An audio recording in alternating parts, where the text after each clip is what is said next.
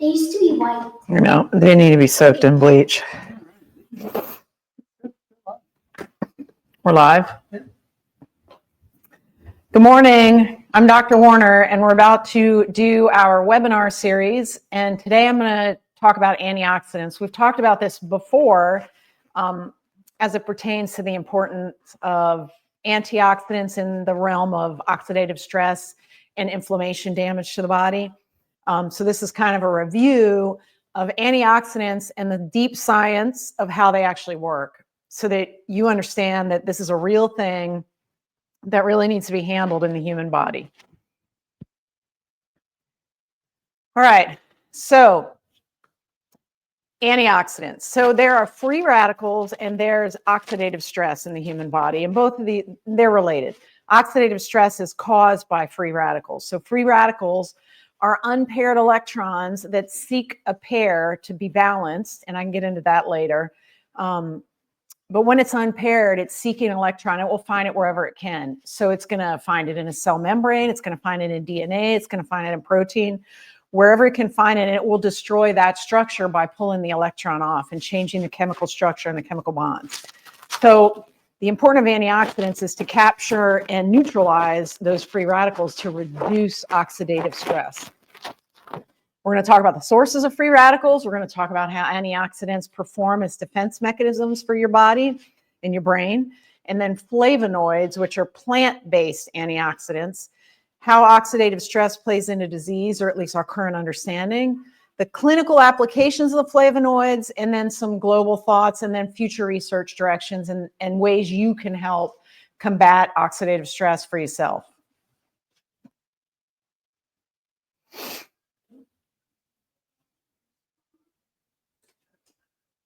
Next slide.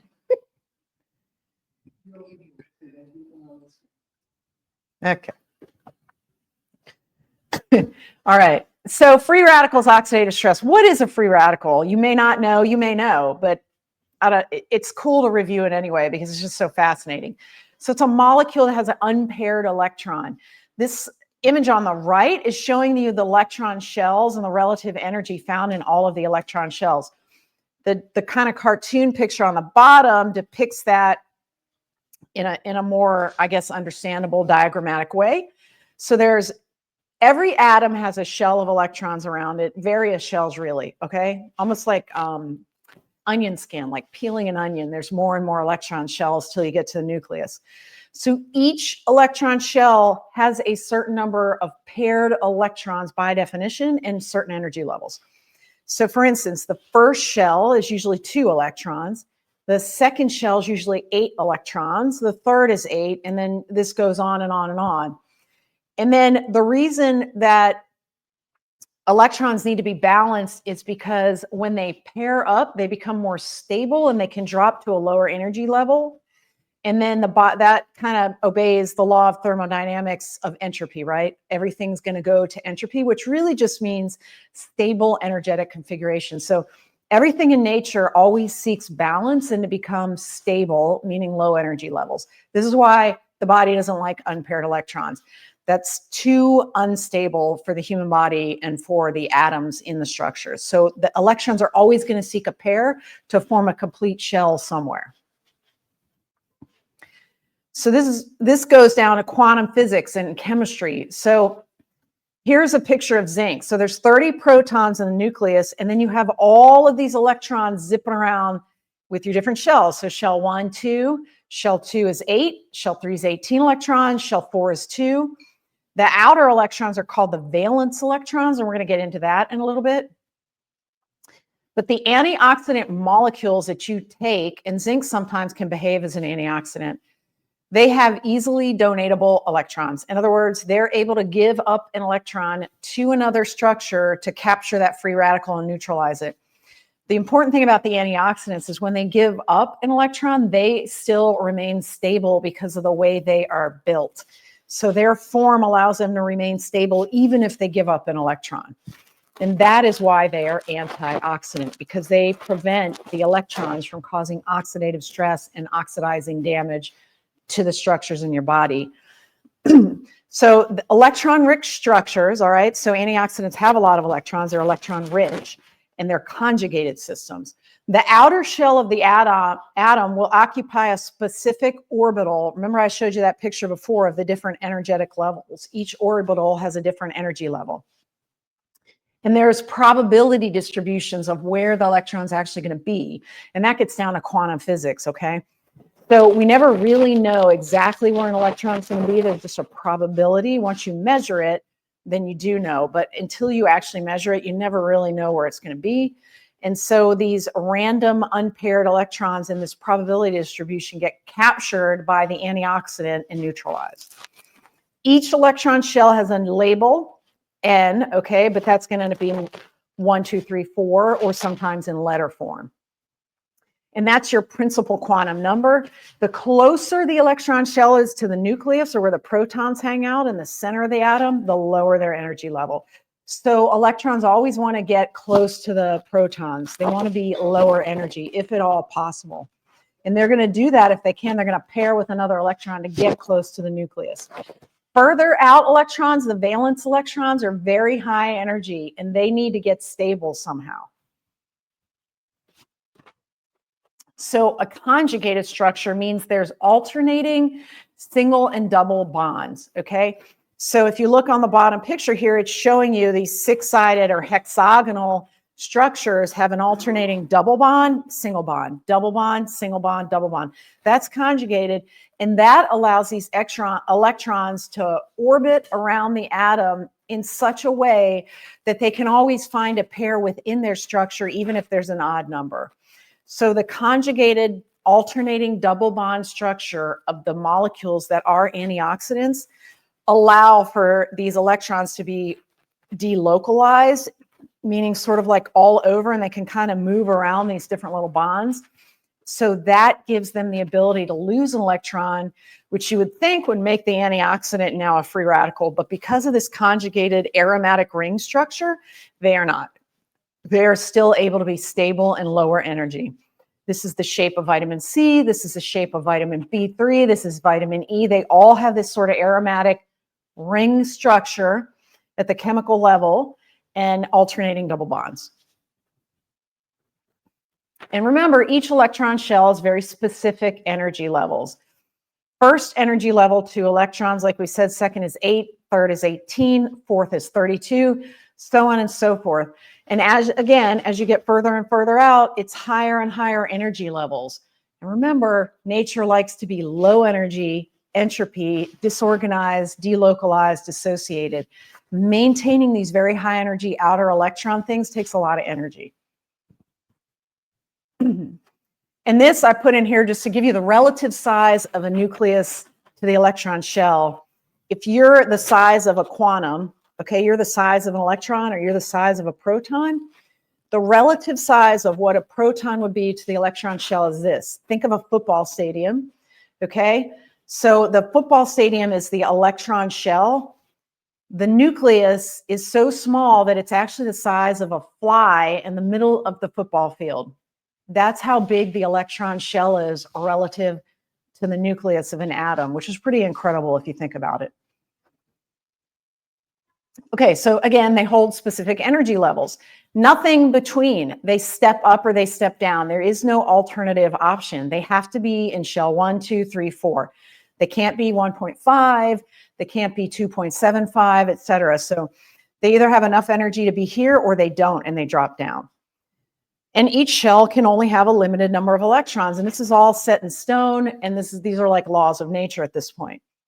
So it's numbered by 2n to the 2. So n is your shell number. And so let's say it's shell number 1. That's going to be 2 times 1 to the 2, which means 2 electrons. And that's how you get those certain number of electrons per shell. There's actually a rule, a formula for that. And then there are subshells. Now, naturally, electrons are always going to be a low energy state because everything in nature wants to go to the easiest thing possible, right?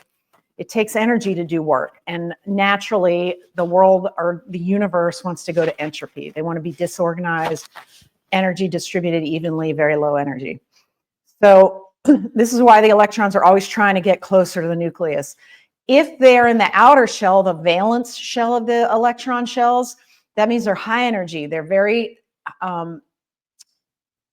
unstable. They are in this state in a temporary way. Most of the times they're always trying to get to a lower shell.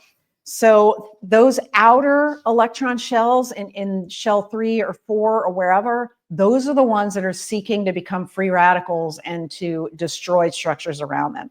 They're so high energy and so unstable, and they're just looking for a lower shell to jump to. And this just kind of shows you that. So the free radical here is missing an electron. That's the red one on the right side of the screen. The left side, everything's balanced, everything's even. There's no unpaired electrons. It's stable. All of the energies match. The reason electrons need to be paired is because, according to the laws of quantum physics, no electron that's spinning one way can be around another one that's spinning the same way. So they're always looking for an opposite spin electron to balance themselves out and neutralize their energy levels. And this is, again, you see the ring structure, the hexagons with alternating double bonds, and those red circles are showing you how the electrons may move around and delocalize and allow the antioxidants to do what they need to do. So let's say you have a vitamin C. It is going to donate an electron to a free radical that's trying to destroy a DNA structure, let's say. The unpaired electron in the outer shell of the vitamin C molecule is delocalized. It's moving all around. It's technically paired to something, but it's moving so much that it can be donated and the structure will still be stable. And then that stabilizes the antioxidant molecule. Even when it's missing an electron, you have an odd number of electrons in that outer shell or the valence shell. Now it's technically a free radical because of this aromatic ring structure and the delocalization and the movement of this electron, it can kind of maintain its own stability. And that's how antioxidants work. So it's the same principle for electricity. So the valence electron in a molecule in, like, let's say, a copper wire is going to allow that outer high energy electron to continue to move around and get donated to the next molecule and the next molecule and the next molecule. And this is how electricity moves through a copper wire, right? So it's the same principles. Everything is just about electrons moving to a lower energy state, if at all possible. So an electron transfer from the valence, the outer shell, this is why there's valence bonding in chemistry. The electron transfer to another molecule is the same. It's the same principle for, transferring electrons through the mitochondria to create ATP, transferring electrons to turn on the lights in your house, or transferring electrons to detoxify a free radical that's trying to damage protein in your body.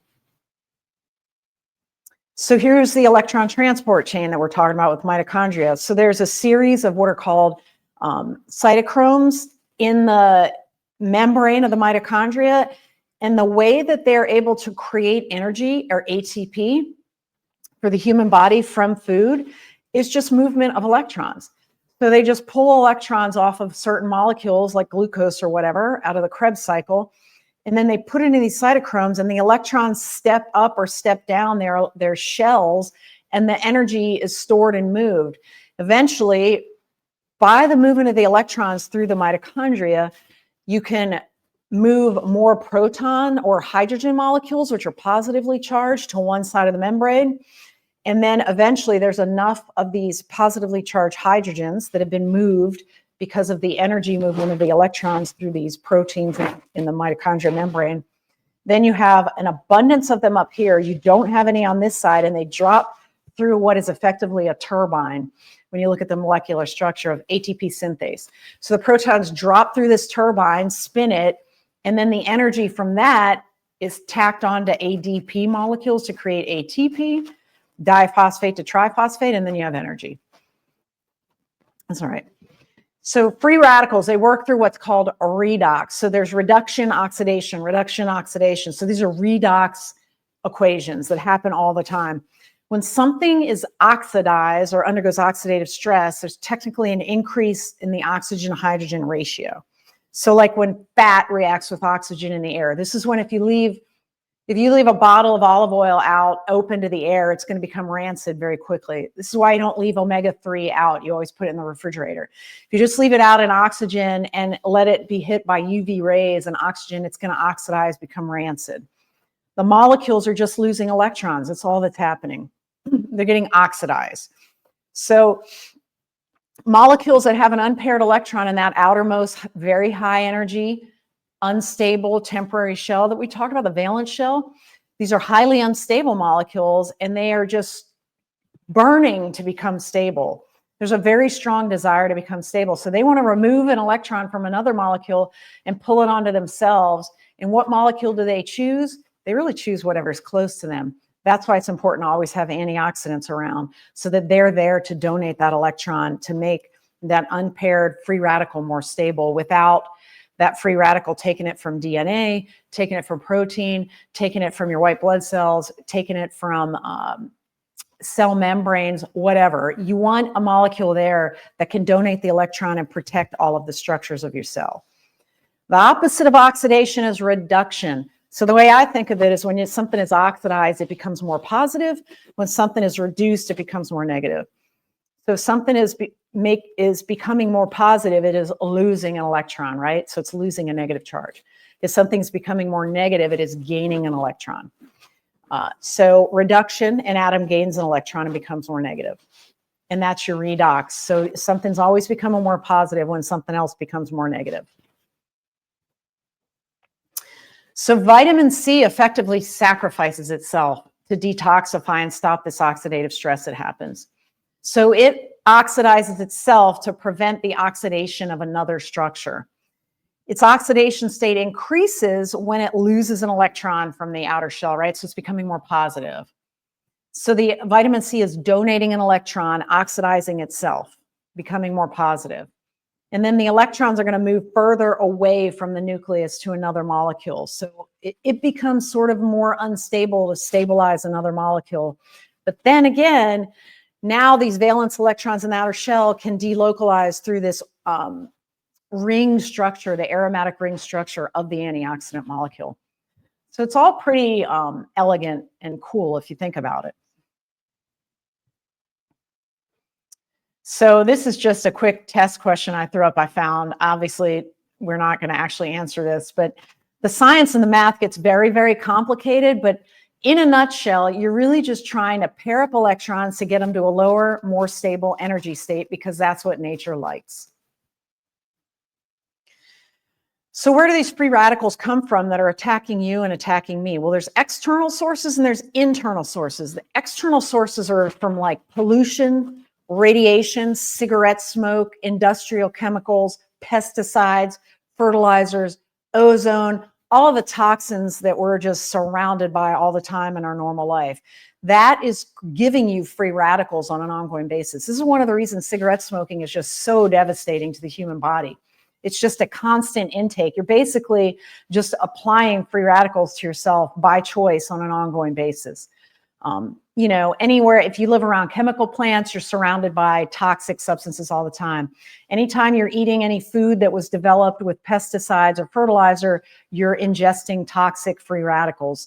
And why is this important? Because it destroys DNA, destroys cell membranes, destroys proteins, causes aging, causes destruction of the brain and the body. So you have to have ways to neutralize this. And this is why antioxidants are so important. None of us are going to get away from all of this. There's a lot we can avoid if we work at it, but we're still going to be hit by radiation randomly. You're still going to be hit by ozone randomly. There's still going to be pollution, and you're still going to be probably are affected by pesticides and fertilizers at any given point, or food dyes or emulsifiers or other things that are in food that we eat. So you need to just keep this in mind and fight back with antioxidants. Now, what about the internal sources? So the good and the bad thing about the human body is, in the process of creating the adenosine triphosphate, or the ATP that we talked about in the mitochondria through the electron transport chain and ATPase, the good thing is we make energy and we convert food to energy, and it's a very efficient thing, and we can create proteins and the body can go on and life continues, right? The bad thing is the byproduct of this production are free radicals. By definition, it's sort of like anytime you burn fuel, you're going to have a byproduct of some sort, right? I think of it like car exhaust when you burn gas. So this is normal. And some of these free radicals actually end up becoming signaling molecules, and they're important to tell your body something's going on, or this is happening, or I need this, or, you know, we need to do this. So a little bit of these things are good, and they're good signaling molecules. The problem is when you have too many of them, because either A, you're making too much energy because there's too much fuel available, i.e. you eat too much, or B, you don't have enough antioxidants around to neutralize the excessive production. So in that case, you're producing more oxidative stress than your body can neutralize or handle with the natural antioxidants in the body. So for instance, one of the worst free radicals that gets formed in the process of creating energy in the body is superoxide anion. It's formed at complex 1 in the mitochondria, usually through NAD dehydrogenase. And we've talked about NAD and NMN and how important that is as an electron shuttle. Again, everything comes back to electrons. And then in complex 2, which is cytochrome C reductase, you also get formation of the superoxide anion. The superoxide anion is extremely destructive to the human body, but it is a normal byproduct of the electron transport chain. So what do you do about it? And this just shows you that electron transport chain again. And so on the bottom square where NADH, that is the reduced form, and then it donates an electron to the electron transport chain, and it becomes oxidized. Wait, no, that's the oxidized form, then it becomes reduced. I said it backwards. It gets very confusing. If you donate electron, you're losing an electron charge, you're becoming more positive, so you're oxidizing. So NADH is oxidized to NAD+, donates an electron to the electron transport chain. That goes through some steps and lets the energy levels move as it steps down an electron valence shell, and a hydrogen positive ion is pumped to the outside. So that's how that works. So you have to have enough NAD to move these electrons around from glucose molecules from when you eat the food to get it to the electron transport chain. That's why NAD and NMN are so important for cellular energetics. But this just shows you a nice cartoon of this whole process. But in the meantime, you are creating free radicals as a byproduct, because you're going to, anytime you burn fuel, you get smoke. All right, so this is showing you peroxisomes. This is another way that we make free radicals in our body. We do it on purpose in white blood cells. So we create these little encapsulated balls of badness, effectively hydrogen peroxide, in this case, urate oxidase, which is one of the problems with like gout and having too much uric acid. So your white blood cells, let's say your macrophages or your neutrophils most likely, are going to go to the site of attack. Let's say that they sense a virus. The body senses a virus. The antibodies respond. They send the neutrophils. How do we destroy the bacteria in our body? We do it with peroxisomes. So the neutrophils glom on to where the virus is, and they release these little packets. The packets hit the bad guy, open up, and just dump hydrogen peroxide, which is another way to have a free radical, onto the bacteria and destroy it through oxidative stress. So we do this on purpose to attack bacteria, to clean up debris, to attack cancer cells. Anything the body senses as non-self or is damaged, or like has a bad molecular signal, the body knows it's not supposed to be there and it's potentially damaging, they're going to send peroxisomes, dump hydrogen peroxide or similar acidic structures on it and destroy it. That's another way we make our own free radicals in our bodies. So we do it when we make energy, and we do it in the process of immune and defense. And then the endoplasmic reticulum, the enzymes that are involved there, where a lot of proteins are made, also have a byproduct of creating free radicals. So we're doing this to ourselves all the time. The good news is we do have some natural innate defense systems built in. Okay, so we talked about the internal sourcing of free radicals. And the way you could think about oxidative stress and damage is think about wrinkles and gray hair. That is just oxidative stress and damage. So skin wrinkles and sunspots and old age spots, most of them, or a lot of them, are caused from the radiation damage from UV rays, right? So that's your external sourcing of free radicals. And unless you have enough antioxidants on board in your skin to neutralize them, this is what happens. This is why a lot of skincare products include vitamin C. Why? Because it's an antioxidant. So it's going to take those free radicals that are formed by the sun, attacking the cells and releasing electrons, and it's going to neutralize them and scoop them up and keep your skin safe. So prostaglandin production, like when you make an inflammatory response to anything, or if you live at a very high inflammatory level, which is another reason that we take a lot of anti-inflammatories and antioxidants, is to reduce our overall levels of inflammation, right?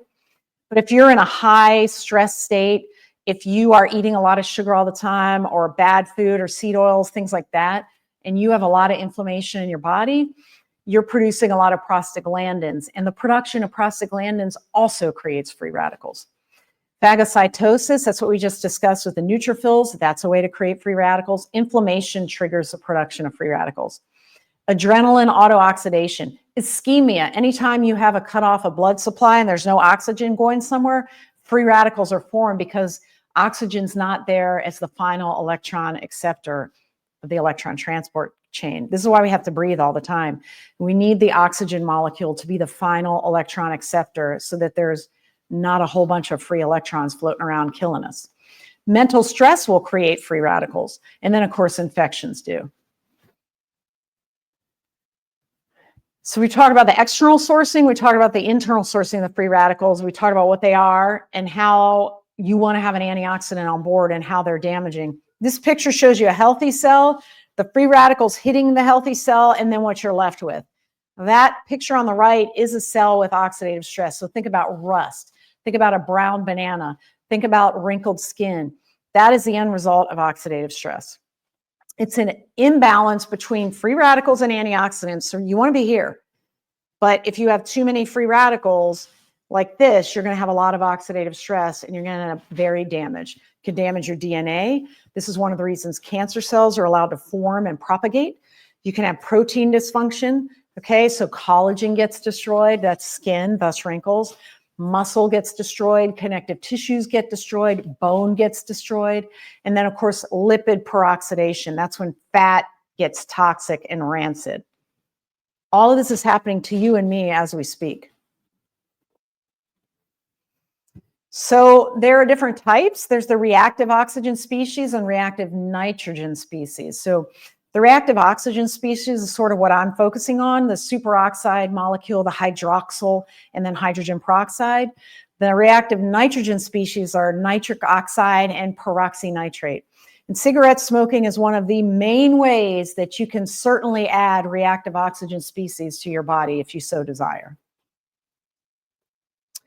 Now, eating berries is one of the best ways you can remove them from your body. And a lot of our antioxidant products that I'll talk about at the end harness the power of berries by concentrating in extract form the antioxidant molecules that we talked about with the aromatic ring structure, the conjugated double bonds, and the delocalized electrons. So the enzymatic antioxidants that are in your body that you make as your own defense system against your normal production of these things: superoxide dismutase, that's one enzyme, catalase, glutathione peroxidase. And then the non-enzymatic antioxidants, or the single molecule antioxidants that are just going to donate an electron and yet remain stable. The main one that you make is glutathione, and that is in our 15-day liver supplement. And then vitamin C, of course, we've talked about vitamin E. And why would you need C and E? You're probably thinking to yourself, well, C is water soluble. E is fat soluble. So to protect cell membranes, you have to have antioxidants that can be dissolved in fat, thus vitamin E. And to protect the structures that are in more of the water-based part of the cell, you have to have a water-soluble antioxidant, thus vitamin C. And then the flavonoids, or the phenols, are coming from the berries, coming from plants, coming from vegetable matter. And so that is nature's way to help you protect yourself from oxidative stress. All right, so an enzymatic antioxidant. Enzymes are just proteins that make reactions happen quicker. So you may remember from one of our prior talks, I think there's something like 37 billion chemical reactions going on in the human body at any given minute. Like there's just a massive number of chemical reactions happening in me and in you right now. Now, these can happen quickly and allow us to do things like move our hand, talk, breathe at a relatively fast basis because of enzymes. Because the enzymes catalyze these reactions and make them happen much faster than they would normally without the enzyme around. So an enzymatic antioxidant allows the detoxification and neutralization of these free radicals to happen in an ongoing rapid basis to protect us. So it speeds up the neutralization or breakdown of free radicals. And these are endogenous, meaning you're making them yourself all the time to protect yourself all the time. Assuming you have the right micronutrients, of course, on board to create these things. So again, they speed up the chemical reactions, but they don't get used up in the reaction. In other words, you can use your enzymes over and over and over again for the most part. Eventually, they'll break down and need to be recycled and reprocessed and created again. But once formed, let's say you have a molecule of superoxide dismutase, it can perform multiple reactions and just be there for you as an ongoing fixed asset. So think of this like in the military. If you build an aircraft carrier, your aircraft carrier is there and it can be reused over and over again, as opposed to a bullet, which you keep having to rebuild the bullet every time it's used. That's the difference between the enzymatic antioxidants and the single molecule ones. Once you consume a single molecule, for the most part, you got to recharge it and you got to take in another single molecule. In other words, you have to have vitamin C every day of your life if you want to have that single molecule available. It's not like your vitamin C is always going to be reused and recycled. So the enzymes don't get consumed. They speed up the chemical reactions, and they're going to convert a very dangerous, damaging oxidized product like superoxide anion into a less dangerous one. They're not perfect. They're not fully neutralizing them. It takes multiple steps and different enzymes to do that. But your hydroxyl radical and your superoxide anion are massively damaging and highly unstable. They get converted to peroxide, which is a little bit better, but still damaging. If you can remember, anytime you've poured peroxide onto any kind of protein structure like blood, let's say, you notice it bubbles up and froths up. That's because it too is a free radical and it's damaging the protein structures. But believe it or not, peroxide is less damaging than the stuff you're making on a daily basis, just in forming energy. And then they require metal cofactors for the most part. This is why things like zinc, copper, magnesium, these are all extremely important that you take in every day, because these little metal ions are very, very integral to the function of these enzymatic antioxidants. So superoxide dismutase, that's one of our main ways to detoxify our body. And this just shows you some of the chemical reactions involved in that. And all you're doing is moving electrons around from a very unstable configuration to a stable one. It's the whole point of everything. Everything in the universe really comes back to electrons and electron spin. So this is a crucial human enzyme, and it is also known as a metalloenzyme, meaning it does require metal as a cofactor. So there's two forms of superoxide dismutase. There's form 1 and there's form 2. 1 is dependent on copper and zinc, and 2 is dependent on manganese. Okay, so it has to have these metal ion cofactors. Metals have a configuration such that the electron balance is a little bit different. That's why they're so good at conducting electricity, right? You think of wood, it doesn't really conduct electricity, but usually metal does. Same thing with heat. Same thing in your body. So we need metal in our body to let these ions move around and to help electron transfer happen on a more efficient basis. So these enzymes are produced in your cell, and they're present in pretty much any aerobic cell in the world, meaning any cell that uses oxygen to form energy. You have these metal enzymes that are there to detoxify the process of making energy using oxygen. For instance, your electron transport chain in your mitochondria. Maureen had a question. Did you suggest to keep fish oil supplements in the fridge? Somebody just asked if I suggested to keep fish oil supplements in the fridge. I would say yes. Also, any oil that you have in the house should be in a dark bottle. So the oil that you see at the store that's in a clear plastic bottle, that should be a no-go all the time, because that allows UV rays to hit it and it's becoming rancid while it's sitting on the shelf in the grocery store. So your oil should be in dark bottles, in a dark closet, in a cool environment. Fish oil, just like grass-fed butter, should be in the refrigerator, which is also dark and cool. Okay, so the levels of the production of this particular enzyme, your superoxide dismutase, changes.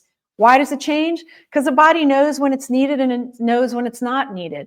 For instance, the body knows when it needs muscle, right?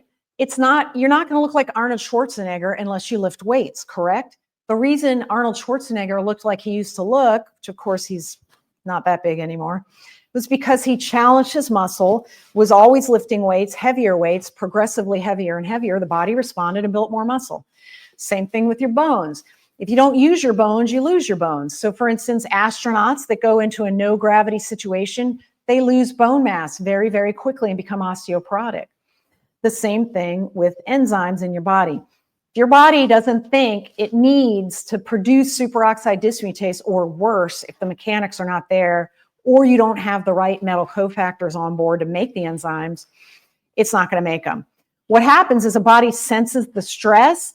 It sends a signal to the nucleus. The nucleus then spits out the correct gene product, and it'll make the proteins to make this enzyme. So everything in your body has to do with how is the cell nucleus signaled and what is the cell nucleus going to make. In this case, it senses a lot of superanion molecules or hydroxyl radicals, and it's going to create superoxide dismutase. The primary role of this enzyme is merely to dismutate or to change the superoxide anion into H2O2, which is hydrogen peroxide, and oxygen, O2. So it's converting one horrible molecule, superoxide anion, into a less horrible molecule in oxygen. Well, you might think, well, what's happening to the peroxide? Is it just floating around, foaming up all of my cells? Well, it could be, except now catalase comes in and detoxifies that. But superoxide anion is so dangerous that you have to make the superoxide dismutase and have it available all the time so that it can help the valence electrons dismutate or change the superoxide anion into H2O2. So it goes from 2O2 negative, which is your superoxide anion, adds 2 protons and creates H2O2 and O2.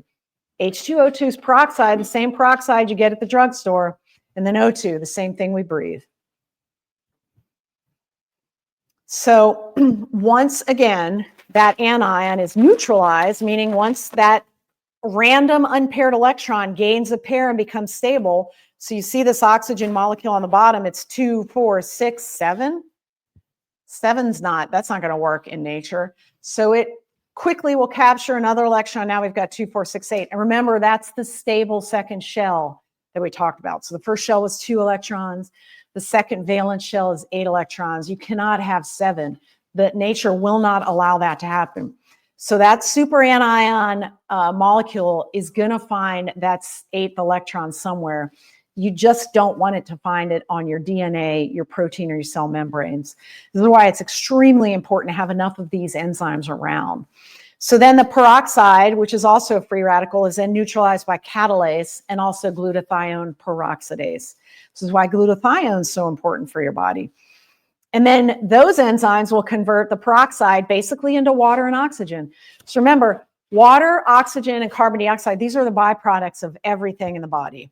This is why we breathe out carbon dioxide, because that's one of the excess byproducts of all of these processes, and why urine happens all the time, because we're just constantly producing water as a byproduct of detoxification and energy production. So in short then, and this is just one enzyme that you're making, okay? There's multiple ones. I just kind of picked this one to give you an example.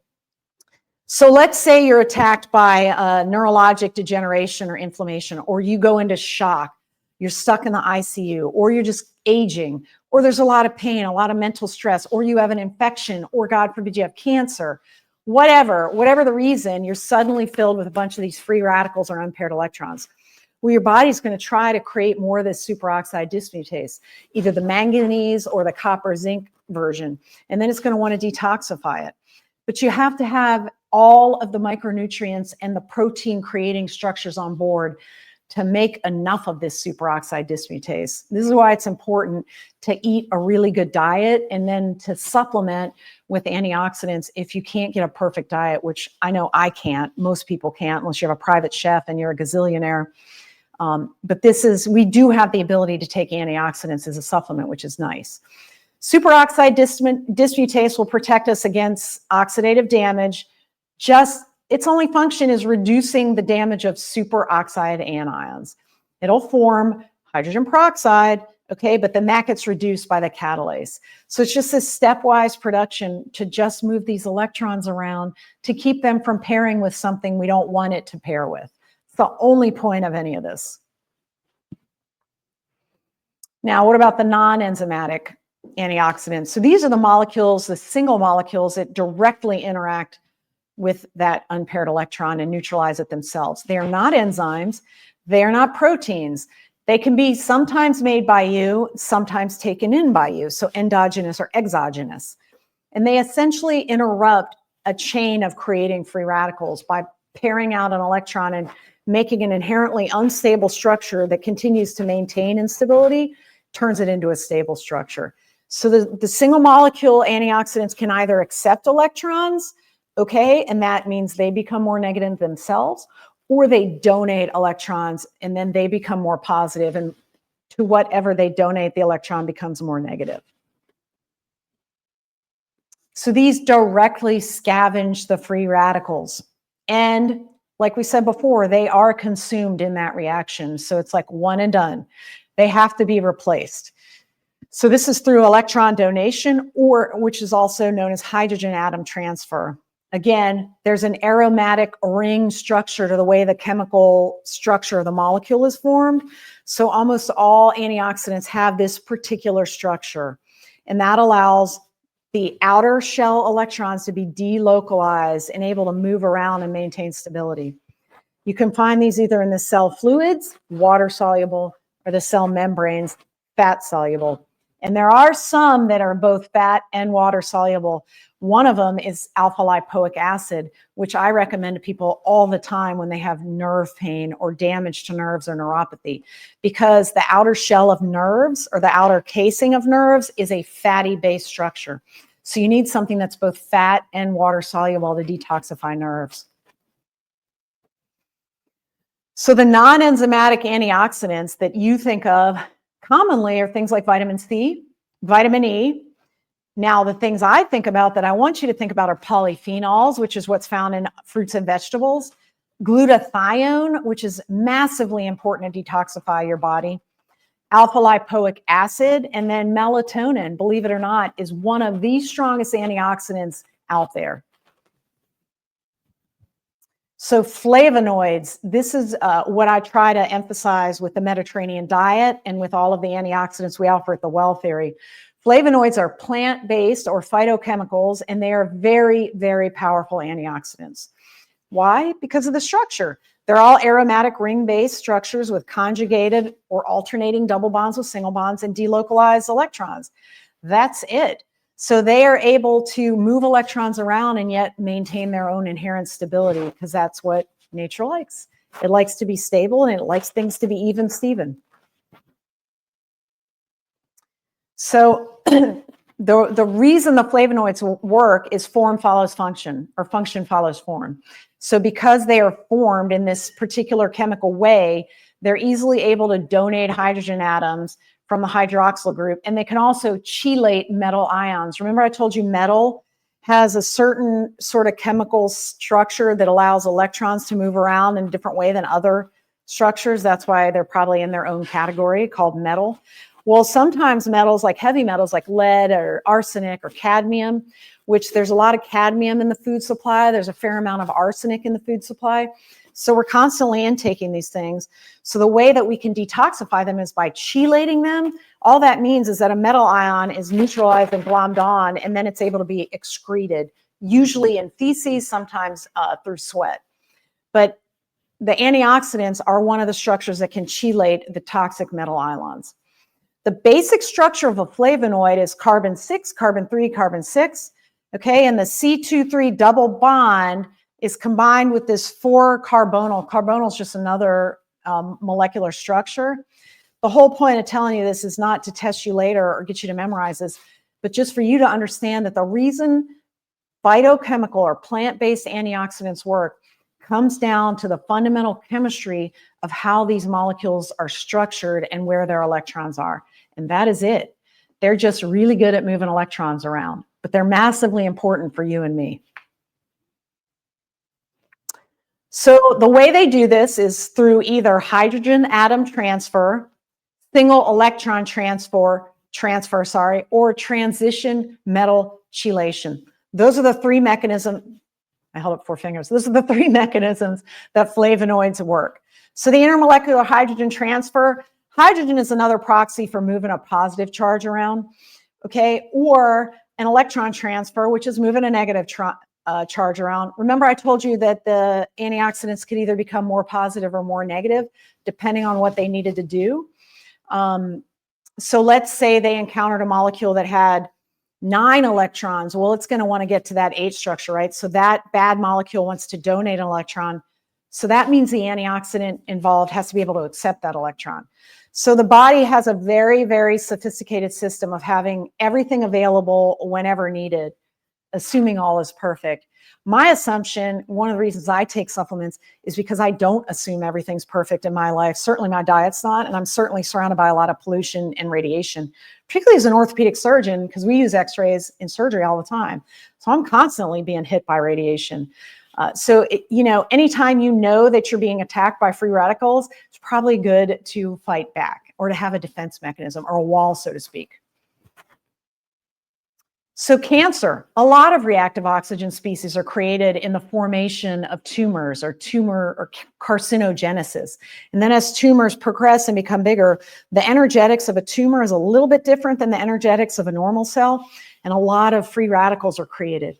Diabetes is another massive source of free radical formation. Why? Because in diabetes, there's too much energy available.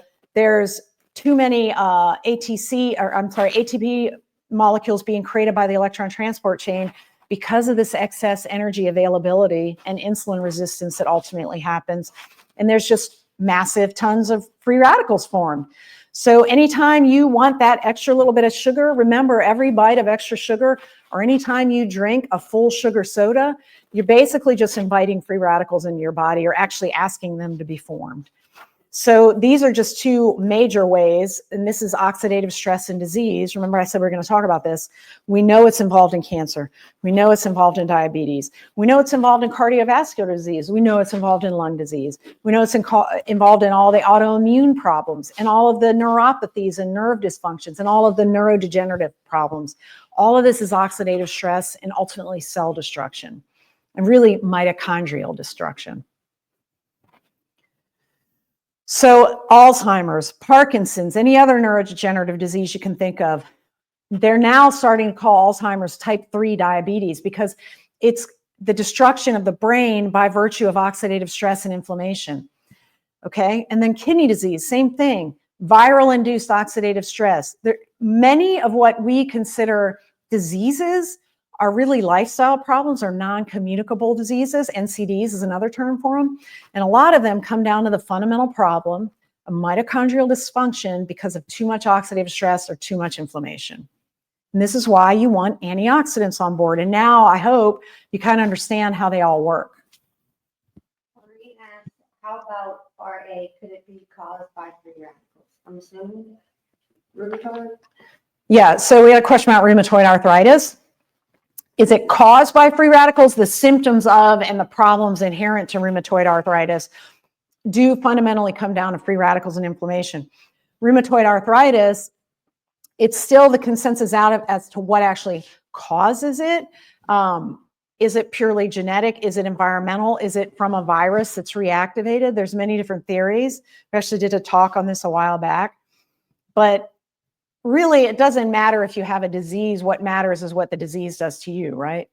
So the problem with rheumatoid arthritis is destruction of joints and connective tissue and nerves. And that is because of oxidative stress and inflammation, yes.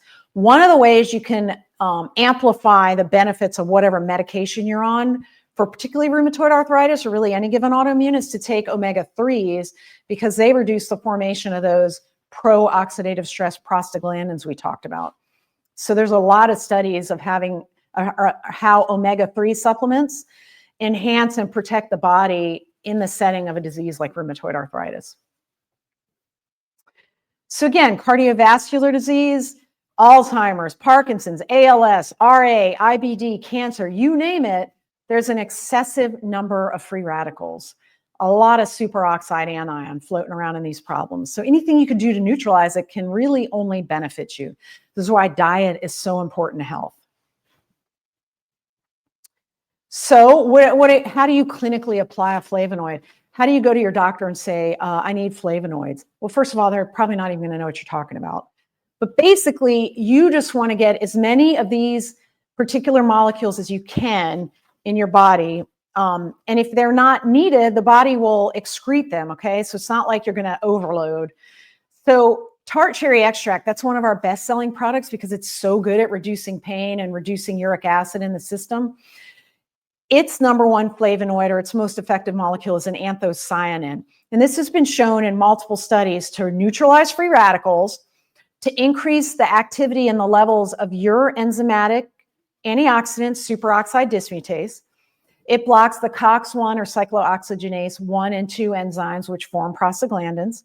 So that reduces inflammation and pain. It alleviates obesity-related inflammation. Remember, excess energy production means too many free radicals are formed as a byproduct. Reduces muscle damage, reduces pain, enhances muscle recovery after exercise, can help to lower cholesterol and triglyceride levels, also antimicrobial, neuroprotective for all of the above reasons. And then it enhances certain proteins that help DNA repair itself. All of this from a single plant-based flavonoid. It's pretty miraculous, but it does work, and it works in different clinical applications like this just because of electron movement. So remember, everything is electrons, okay? So of course it can be effective in different systems and in different disease processes. If the fundamental problem is free radicals damaging structures, then the fundamental solution is neutralizing the free radicals. The anthocyanins of tart cherry are extremely powerful at that job. It's a natural alternative to non-steroidal anti-inflammatory drugs, okay? It has an 84% block of the COX-1 enzyme and 91% of the COX-2. COX-1 and COX-2, that's what ibuprofen blocks. Things like Celebrex, Mobic, they block COX-2 only. So tart cherry is nearly as effective as these synthetic molecules, but much safer and also has all those other benefits of the flavonoids. So it's been studied against indomethacin, and it has a similar level of pain control. Indomethacin is what we give people with gout flares. Tart cherry works just as well in some studies.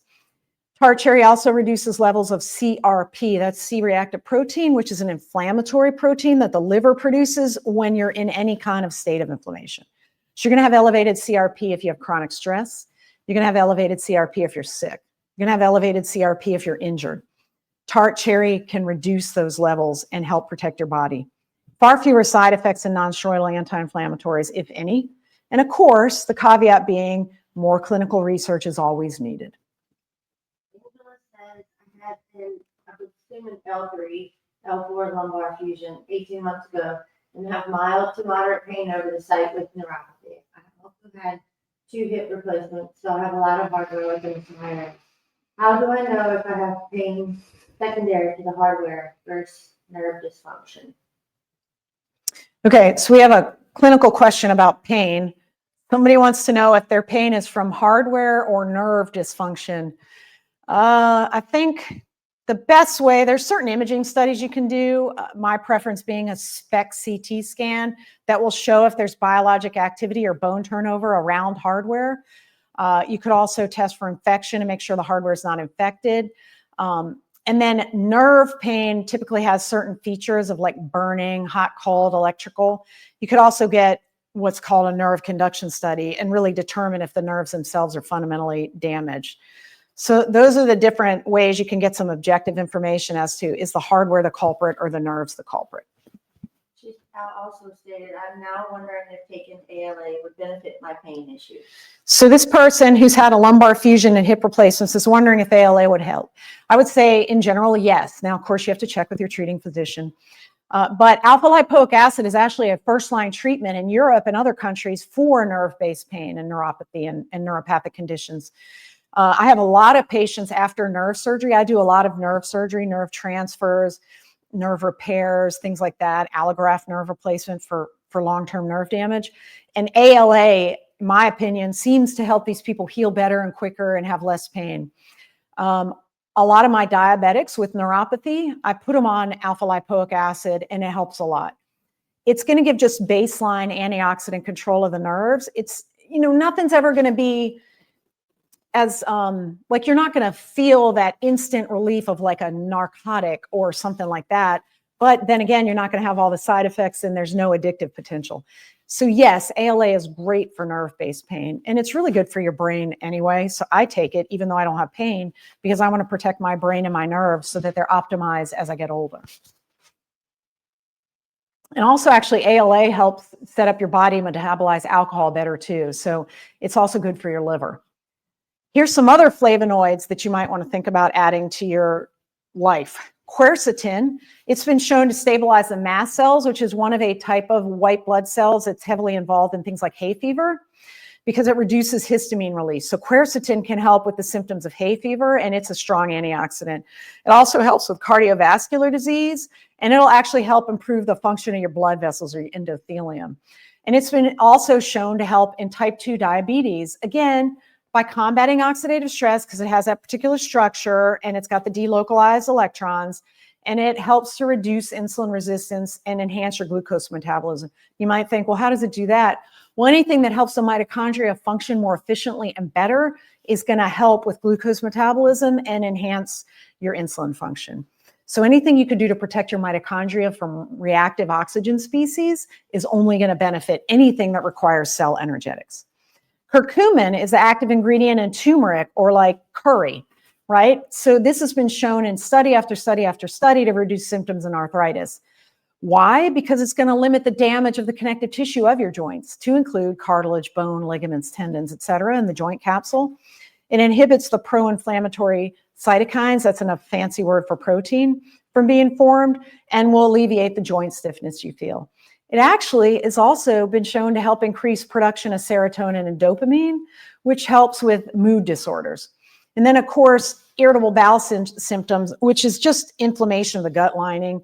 Curcumin has been shown to be a molecule particularly effective at reducing the oxidative stress in that situation as well. So it'll actually help with the bloating and the discomfort of IBD, believe it or not. Curcumin is one of my go-to molecules for joint pain for my people with arthritis. And we'll talk about this later, but one of my best stacking regimens is the curcumin in the Joint Health Multi, which also has ginger and PEA, which we didn't even talk about PEA, but that's another way to detoxify nerves. To the lady's question earlier, that's palmitoyl ethanolamide. It also reduces mast cell release of histamine at nerve endings. But anyway, the Joint Health Multi plus Tart Cherry, if you take one in the morning, one at night, that is a very powerful combination to supplement your body's own innate defenses against oxidative stress. So you're just adding more because I know that very few of you are out there eating 9 servings of fresh organic fruits and vegetables every day, which is what the Mediterranean diet really recommends. Connie says, what about R lipoic versus ALA? What about what? R lipoic? Oh, somebody's asking about the different enantiomers. Yeah, there was some controversy for a while. If an enantiomer is a molecule that has a mirror structure, so it can exist one way or it can exist in the way if you looked at it in a mirror. That's the R enantiomer. So some people for a while said that only one of the enantiomers of alpha lipoic acid was good. But at the end of the day, once your body takes it in, they get converted to this other molecule pretty much right away that then becomes the active molecule. So to my understanding, I don't want to say it's irrelevant, but it's less relevant than I think was marketed for a while. And the issue with having the one particular enantiomer is it makes things much, much more expensive for very little excess effectivity, if that makes any sense. So you don't get as much bang for your buck as you would think. So again, the bioavailability of these things matters. If you're going to swallow these things and just going to be destroyed by your stomach acid, well, that's one thing. But a lot of these have been shown to have bioavailability. And anytime that I read a new press release of, oh, this new fancy way to get a substance into your body that's much more effective than anything else, like nano coating or whatever, that's great and all, but think about this. The Mediterranean diet is probably one of the best ways to treat any condition, and that's just food. And none of this food is nano encapsulated or in special substances to enhance bioavailability. You're just eating food and digesting it and getting the molecules that way. So to me, if you can get it out of an apple, like quercetin, or an onion, you can probably just get it out of an extract without having to be in these very expensive nano coatings or whatever. Not that I have anything against them. Some of them are pretty cool and awesome, but I don't think they're necessarily always available. And there are natural ways to enhance bioavailability. For instance, curcumin should always be taken with piperine because that does enhance its bioavailability. The other trick to curcumin is to take it with a fatty substance because it's absorbed easier by your gut if it's in fat. So like the Joint Health Multi, if you take it in the morning, should be with cream in your coffee or like egg or milk or something with a little bit of fat so you absorb it. And then the black pepper that's in the capsule is going to enhance the bioavailability of the curcuminoid already. So some things need to be taken on an empty stomach or do better like ALA does. And some things need to be taken with a fatty food like turmeric. So just keep those kind of little tricks in mind too. So the dietary sources of these things are different in different cultures, which is pretty interesting, but most cultures have inherent to the cultural diet a way to get these items into the body. So in the United States, we do a lot of apples, onions, and teas. So quercetin is one of our main antioxidants in our diet. India, it's the catechins out of tea, so the green and the black teas. The Japanese have a ton of isoflavones out of their soybeans, their tofu, their miso. The Mexicans have a lot of naringenin, which is found in oranges and grapefruits. In Italy, it's hesperidin, which is found in oranges and lemons. And then in France, of course, the famous resveratrol, which we'll also talk about in the red wine. But actually, resveratrol is also found in Japanese knotweed. So these are just some examples of different ways that different cultures have incorporated antioxidant flavonoids or phenols into the dietary components of that culture. Hugely important. So you want to detoxify, drink green tea. That is so beneficial. Soybeans, also very beneficial. All these things are available to you all the time. I eat oranges every single day. Quercetin, an apple a day keeps the doctor away. That came from somewhere. It's probably the quercetin. But I thought this was interesting to just start thinking about the things that you eat and the meals that you consume, like what micronutrients am I potentially giving myself? So future research. So a lot of people think we need to deliver these things better. We just talked about that. To me, if you can eat an apple and get quercetin, I'm not sure why I can't take an extract and get quercetin. But potentially there could be some improved delivery mechanisms developed. And again, improving the bioavailability. You've got to be able to get it from the gut into the cells of your human body, and that's the bioavailability. There are some novel compounds being created, of course, by Big Pharma. And everything needs more human trials. I think we have a chance right now to really get some funding from the National Institutes of Health to study these things. Most of the money from the NIH has gone to studying cancer, COVID, things like that, allergies, infectious disease. There's very little funding for clinical research or basic science research of natural products and natural healthy things that make people better, probably because none of it can be patented. But that's my cynical viewpoint. I think right now the trend is to start looking at these things and start looking at the things that are bad for us.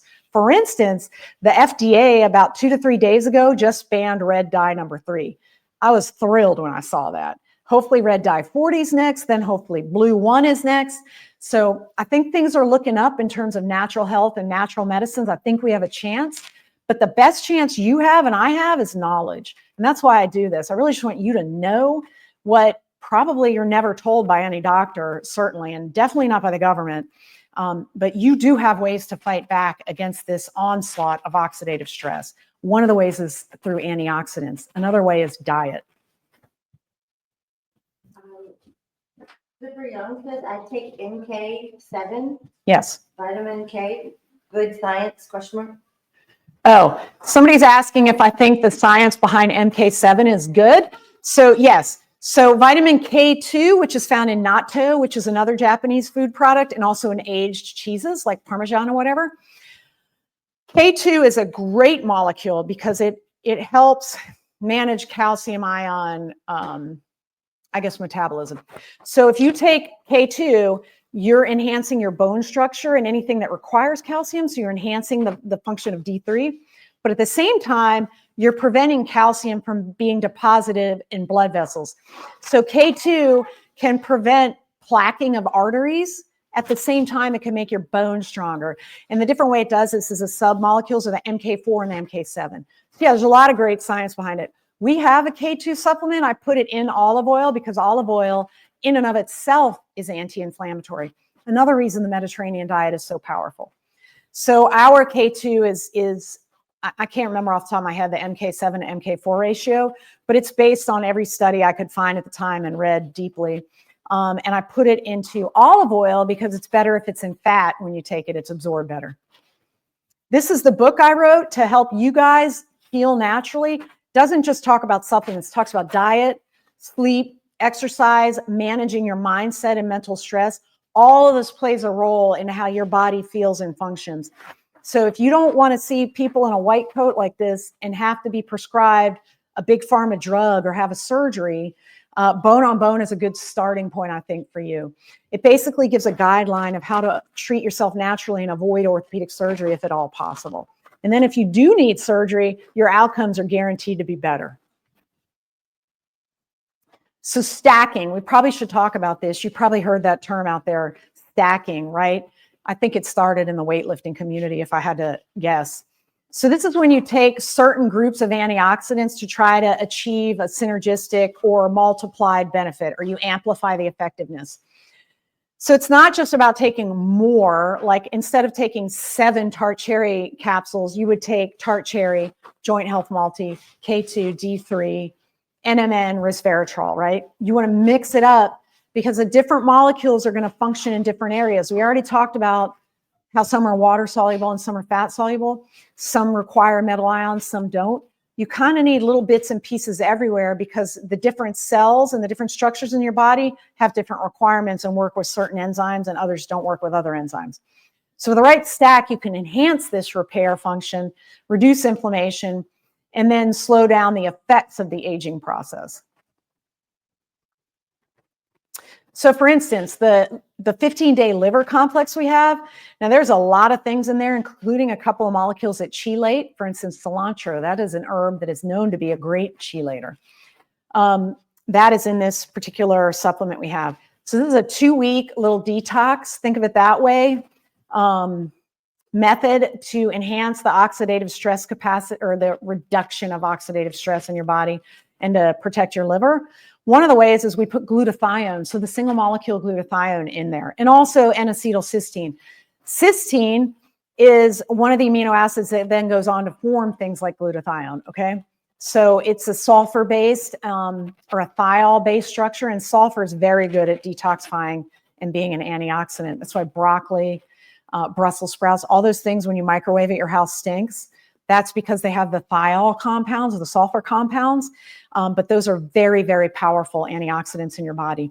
So this particular supplement that we have, and I just take it 2 weeks at a time. Personally, I take it about once every quarter or every 3 months, just because it's so powerful, but some people do take it every day. Glutathione is one of the main master antioxidants that is in here to supplement your body's production. And then, of course, NAC will also supplement your body's production of the glutathione. Tony asked if all of this information is in your book. Yeah, most of this information is in the book. Now, the deep science part about the electron shells and the valence and all that, no. The editors really didn't want that level of deep science, but that's why I give these talks, so I can kind of share that with you as a supplement to the book. The book gives a lot of great information, a lot of sources, so all the evidence is referenced.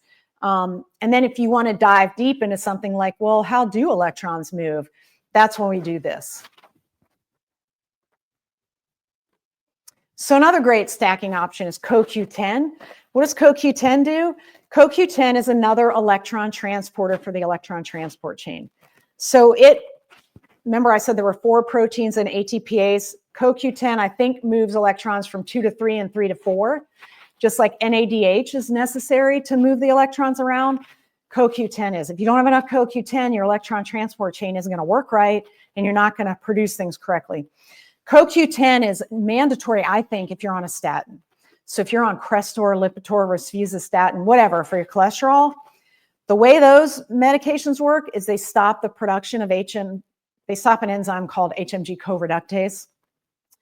But in the chain that enzyme's important in, when forming cholesterol, also CoQ10 is formed.